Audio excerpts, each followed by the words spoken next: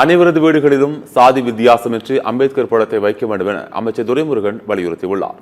அம்பேத்கரின் 135வது பிறந்த நாளை முன்னிட்டு தமிழகம் முழுவதும் சமத்துவ நாளாக கொண்டாடப்பட்டு வருகிறது. அந்த வகையில் வேலூர் மாவட்டம் காட்பாடியில் நடைபெற்ற சமத்துவ நாள் விழாவில் நீர்வளத்துறை அமைச்சர் துரைமுருகன் கலந்து கொண்டார்.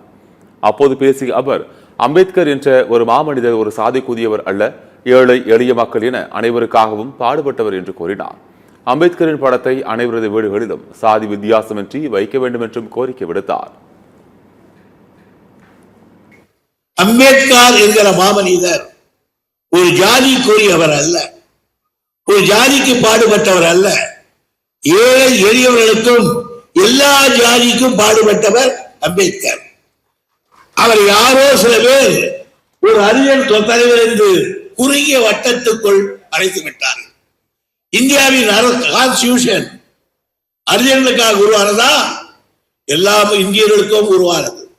அம்பேத்கருடைய கண் எந்த ஜாதியே இருந்தாலும், அவன் ஏழையாக இருந்தால் அவன் என் ஜாதி என்று சொன்னவர் அம்பேத்கர்.